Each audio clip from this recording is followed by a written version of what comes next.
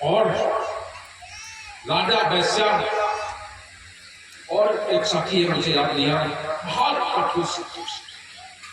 दासी को कोई फर्क नहीं पड़ता, दासी कौन बात करता। वो दौड़ के आई और रानी साहिबा बता दी, रानी साहिबा अरे बड़े घमंडी संत, ये कहता है राजा वैश्या जात शिकारी माफ करनी विषय भिखारी इनके कह दो भोजन करें तो कल्प साथ नरक में पड़े।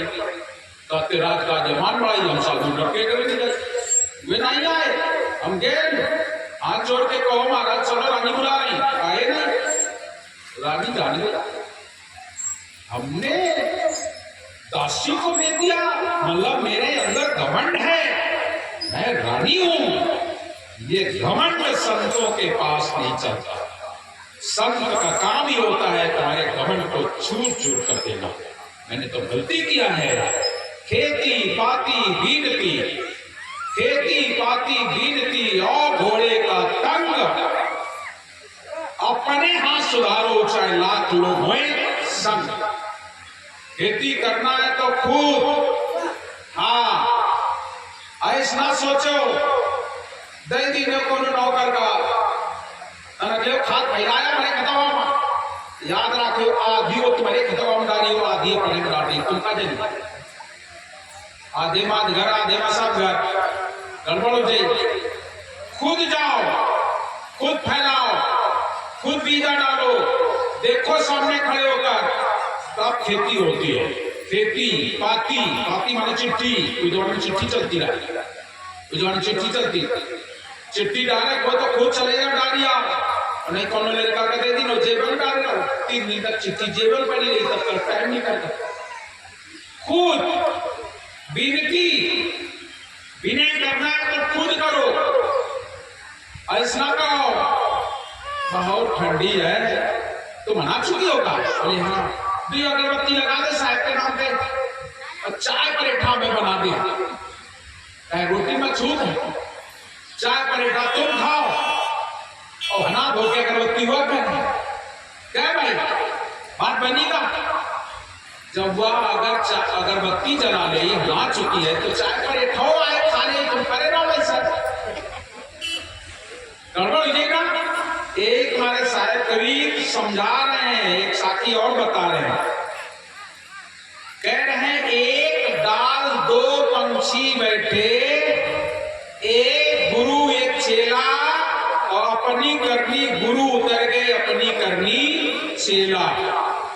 एक डाल पर 2 पक्षी हैं, एक गुरु है एक चेला है, जौन जौन अपन अपन करनी के यो आए फल मिली, अपनी करनी गुरु जी पार हो गई है, अपनी करनी चेला पार हो गई है। तुम लोग घर में रहते हो, कभी ऐसा ना सोच लेना रानी इनमती ना बन जाएगी कि नहीं तुम्हारी मुक्ति हो जाएगी। रानी इंद्रमती होना बहुत बड़ी बात है, चंद्र विजय होना बहुत बड़ी बात है। ऐसा ना सोचो कि रानी इंद्रमती है चंद्र विजय का पार करते ऐसा करो तुम भक्ति कर ले और का पार कर ले, तुम्हें करे को पड़ेगा, तुम ऐसा ना सोचो, तुम्हें करना पड़ेगा। चंद्र विजय होना बहुत बड़ी बात है। चंद्र विजय साधारण कोई मनुष्य नहीं था, बहुत बड़ा महान संत थे। राजा चंद्र विजय भी कोई ऐसा वैसा नहीं राजा था, लेकिन वो तो है समय की बात। और रानी इंद्रमती भी इतनी महान हो गई, इतनी महान हो गई, जो मुक्त होने के बाद भी राजा चंद्र विजय को सतलोक बुलवा दिया। ऐसा भी तो होना चाहिए। तो आज रानी इंद्रमती कह रही है मैंने तो गलती किया है, खेती पाती बीनती, विनय करना तो खुद करना चाहिए। संत जी को लेने जाना मैंने दासी को दे दिया। घोड़े का तंग, उस समय घोड़ा होता था, घोड़ा पे दिनों नौकर के कस दो, अगर ढील तोड़ कर सिया भाई क्यों तुम गिरी को तुम ही गिरी हो। आजकल गाड़ी होती है, ना कहो खुद देख लो गाड़ी में डीजल है कि नहीं, पेट्रोल है कि नहीं, देख लो और ऐसा आगे बने रहो, बैठ दो गाड़ी में, वो पता लाख बीच रास्ता में ढाल हुई खुद देख लो। तो खेती पाती बीनती और घोड़े का तंग, अपने हाथ सुधारो चाहे लाख लोग होए संग, लाखों आदमी क्यों ना साथ में हो, ये खुद करना चाहिए। तो भक्ति भी हमें खुद करना चाहिए। भक्ति कभी भी उधार नहीं मिलती, खुद करो। रानी ने ये बात मन ही मन विचार किया और रानी तुरंत दासी को छोड़ा और भाग खड़ी। जेठ का महीना, तपती धूप, पैरों में चप्पल भी नहीं पहने थे। उसको ये होश ही नहीं था कि हम चप्पल पहने, और दौड़ी, चलना शुरू किया, भागते भागते भागते भागते और सदगुरु के पास पहुंच गई और सदगुरु से हाथ नहीं जोड़े बल्कि स्वयं चरणों में गिर गई, डंडा शरण पड़ गई और हाथ जोड़ के कहती है, मैं हूं अधम नीच अभिमानी, तेरी सेवा न हमने जानी, मैंने किए हैं पाप घनेरे, गुरुदेव समरिया मेरे। हाथ जोड़ के चरणों में गिर गई, मैं बहुत अधम नीच हूं, पापी हूं, आप दया करें, मेरे घर पधारें, दर्शन दें, मैं आपके दर्शन पाकर के अपने जीवन को धन्य बनाऊं। जैसे रानी ने ये बात कही, सदगुरु ने नहीं पूछा कि तुम राजा वैश्या जात सितारी महाकुकर्मी विषय नहीं कहा, राजकाज मान बढ़ाई नहीं कहा। भाव भक्ति को देखकर सदगुरु स्वयं चल पड़े। जैसे आकर के रानी ले आती है सदगुरु को, और जब सदगुरु को ले आती है तो फिर सदगुरु बैठा दिया बढ़िया सुंदर सिंहासन पर, और सिंहासन पर बैठा करके बढ़िया सुंदर एक सोने का पात्र रखती है और सबसे पहले सांप के चरण धोकर के चढ़ावट देती है। जैसे उनके स्वरूप को देखती है, इतना सुंदर स्वरूप है, श्वेत रूप ही अंबर काया, निष्कलंकार से पार, ऐसी दृष्टि, ऐसे स्वास्थ्य साहब के स्वरूप को देखा, हाथ जोड़ के बोली, आप कौन लोक से आए हैं? आप किस लोक से आए हैं? आपका तेजोमय सूर्य का सा प्रभाव, चंद्रमा जैसी शीतलता, श्वेत रूप, अधर आसन, खुली दृष्टि, छाया से रहित, आर से पार दृष्टि हो जाती है, कांच के समान आपका शरीर दिखता है। सुहे प्रभु, आप तीन लोगों, तीन देवों में से कौन देव हैं? प्रकट करिए। आप तीन देवों में से कौन देव हैं? प्रकट करिए। मैं अज्ञान हूं। जैसे इतने वचन रानी ने कहे, सदगुरु तो दयालु होकर के कहने लगे, हे रानी, मैं सत्यलोक से आया हूं, मैं सत्यलोक से आया हूं, मेरा नाम करुणामय है, मेरा नाम करुणामय है। वहां के जाने के बाद जन्म और मरण का दुख दूर हो जाता है, काल जाल से ये जीव छूट जाता है, अखंड मुक्त हो जाता है। तब रानी कहने लगी, आप तो दयालु हैं, आप तो दयालु हैं, मुझे सतलोक ले चलिए, मुझे भी दिखाओ पहले वो सतलोक, ले चलिए, आप सर्वशक्तिमान हैं, मैं कैसे विश्वास करूं? मुझे विश्वास दिलाने के लिए मुझे भी सतलोक ले चलिए। तब साहब बोले, कहने लगे, हे रानी, वहां पर साकट और निगुरा जीव नहीं जा सकता, साकट और निगुरा जीव नहीं जा सकता है, पहले गुरु करना होता है, बिना गुरु के वहां नहीं जाया जा सकता है। बैकुंठ तो जाया नहीं जा सकता है, फिर वो तो सतलोक। बैकुंठ के दरवाजे पर पहुंच गए थे सुखदेव जी, और उनको वापस कर दिया गया था क्योंकि उन्होंने गुरु नहीं किया। तप के तेज गए हरिरामा, गुरु भी नहीं पायो विश्रामा, पलट जाओ गुरु करो सयाना, तब यामा तुम पई हो विश्रामा। जाओ, पहले गुरु करो जाकर। सोच लो, सुखदेव जी को बैकुंठ के दरवाजे से वापस आना पड़ गया और आकर के राजा जनक को अपना गुरु करना पड़ गया, तब उनको बैकुंठ प्राप्त हुआ था। और साहब तो तुम्हें सतलोक बता रहे हैं, कैसे सतलोक मिलेगा? वहां तो नहीं जा सकता। हे रानी, वहां पर निगुरा जीव नहीं जा सकता है, आप पहले नाम पान परवाना प्राप्त करें, तब मैं तुम्हें ले चलूंगी। रानी यमवती कहने लगी, फिर आज्ञा दीजिए, आज्ञा दीजिए, मैं सास तैयार करूं, हुक्म फरमाओ, क्या करना है मुझे? संतों की भक्ति तुम कहने लगे साहब से, राजा का हुक्म है, तुम भक्ति करो, मैं भक्ति करने को तैयार हूं। राजा ने मुझे पूरी खुली छूट दे रखी है, हम संतों की भक्ति कर रहे हैं, संतों की भक्ति तुम करो, राजकाज हम करेंगे, ये राजा चंद्र विजय ने कहा है। सो हुक्म दीजिए। सदगुरु ने कहा तुम चौका आरती का साथ इकट्ठा करो। राजा था, साहब ने जैसे कोत्री आरती होती है ऐसा सुंदर सामान उन्हें बताया और बता करके सारा सामान इकट्ठा किया गया। और जिसमें इकट्ठा हो जाता है सारा सामान, आज सदगुरु जो है चौका आरती के लिए तैयार है। जिस समय चौका आरती प्रारंभ हो रहा है, आज पूरे सजनों इतने सुंदर रूप को देखकर रानी इंद्रमती मंत्रमुग्ध है। सदगुरु के श्वेत रूप को देख करके रानी ने अनाहत भंडारा करवाया और चौका आरती करवा करके विधि पूर्वक नाम पान करवाना प्राप्त किया।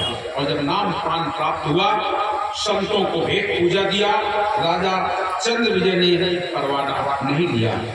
तुम्हारी भक्ति का प्रभाव मैं देखूंगा, मुझे यमजाल से कैसे छुड़ाती हो।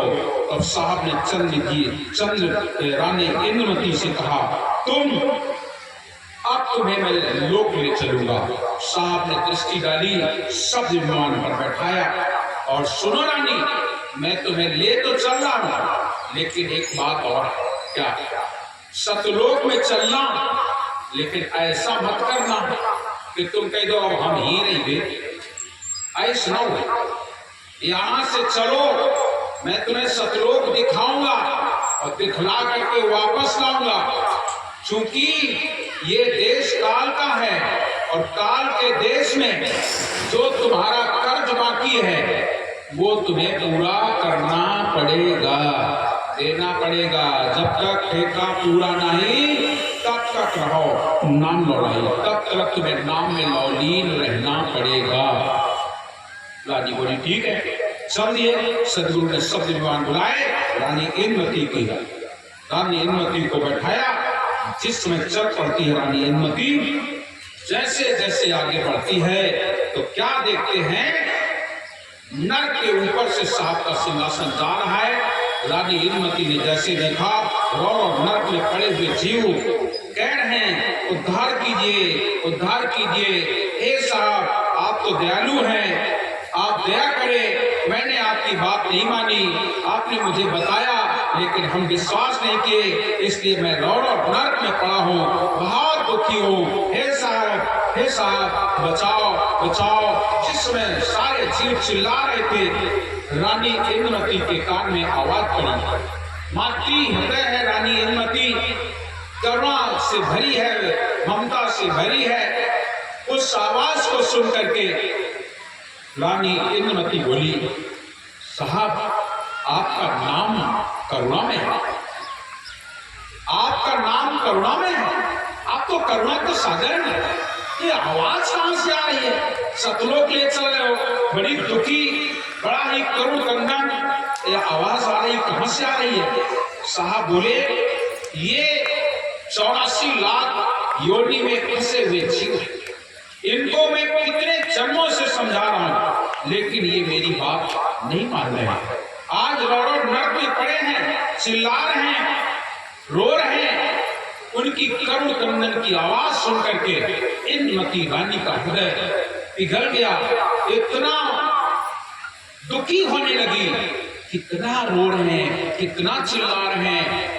उस आवाज को सुन करके कि रानी है, भक्तिमय है, जिसके जीवन में भक्ति होती है उसी का हृदय द्रवित होता है, सबका हृदय द्रवित नहीं होता है। कसाई गाय को, भैंस को, बकरी को आप उसके सामने खड़े हो जाओ, जरा भी उसको दया नहीं, मारी तलवार तुरंत सर अलग हो जाता है। उसके मन में जरा भी नहीं, काट देगा, तुरंत काट देगा, नहीं काटता है।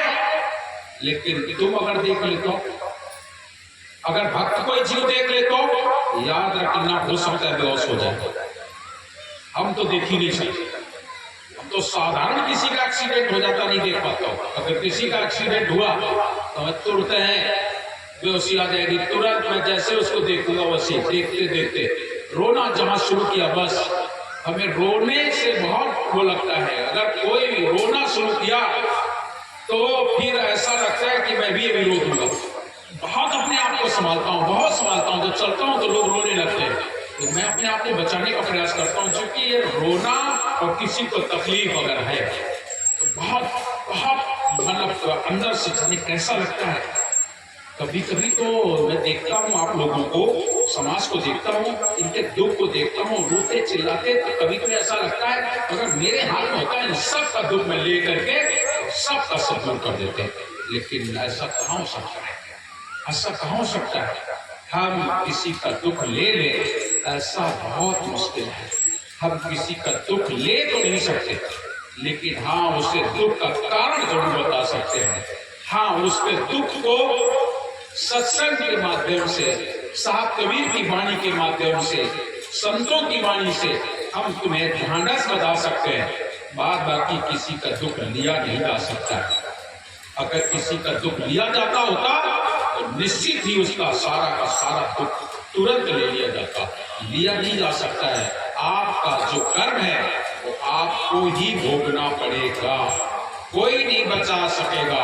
कर्म प्रधान विश्व रच राखा, जो जस करे सो तस फल चाखा। उसको भोगना पड़ेगा। आकाश जाए, पाताल जाए, तोड़ जाए ब्रह्मांड, कहे कभी कबो न छूटे दे धरे का दंड। भोगना पड़ेगा। बड़े बड़े संतों को देख लो, बड़े बड़े महापुरुषों को देख लो, कोई बचा नहीं, कोई नहीं बचा। कर्म का भोग भोगना पड़ेगा। इस जन्म का है तो और अगले जन्म का है तो भोगना पड़ेगा, कोई नहीं बचा सकता। आप लोगों ने इतना नाम सुना अपने बगल में, सोहन सरकार नाम सुना कि नहीं? सब लोग जानते हो, कुछ लोगों ने दर्शन भी किए होंगे। इतने बड़े सिद्ध महात्मा होते हुए भी उनका अंत में पैर काट लिया गया। मालूम है कि नहीं? उनका पैर क्यों कट गया? आखिरकार इतने बड़े महात्मा जो आश्रम से बाहर भी नहीं निकलते थे, और जो जाता था उसको बड़े मुश्किलों से उनके दर्शन होते थे। सारी बातें लोग तो बहुत बड़ी उनकी उन्हें भगवान कहा करते थे कुछ लोग, सब कुछ होने के बाद, लेकिन पैर कटा कि नहीं। अपने दो इतने बड़े महात्मा, पाए कैसे कटेगा? पाए कैसे कटेगा? जो भोग है उसे भोगना पड़ेगा। भगवान श्री कृष्ण के पदों में तीर लगा, क्यों लगा? मतलब जो है बाकी वो तो पूरा करना पड़ेगा। कोई नहीं बच सकता, दुनिया की कोई ताकत नहीं है जो आप अपने कर्म से मुकर जाए, वो भोगना ही पड़ेगा, भोगना पड़ेगा। चाहे राजा हो, चाहे प्रजा हो, चाहे संत हो, चाहे महात्मा हो, कोई भी हो, उससे भोगना पड़ेगा। बस इतने हैं, ज्ञानी काटे ज्ञान से और मूर्ख काटे लोहे। ज्ञानी ज्ञान से काट देता है रेसे, ये तो होता ही रहता है, तो चलता ही रहता है। और मूर्ख आदमी रो करके काटता। का बताऊं साहब, बड़ा परेशान है, इतना पैसा लगाओ, इतना परेशान, लड़का परेशान, हम परेशान, तो रोता ही रहेगा, जीवन भर रोता है, क्योंकि वो अज्ञान दशा में। और जो ज्ञान दशा में होते हैं वो कहा है अब है तो है, जो है वो तो भोगे करिएगा। वो फिर भक्ति भजन से दूर नहीं होगा, वो करेगा, क्योंकि उसे ज्ञान हो चुका है। जो उसे ज्ञान हो जाता है वो रोता नहीं है, चिल्लाता नहीं है, दुनिया को नहीं बताता, बल्कि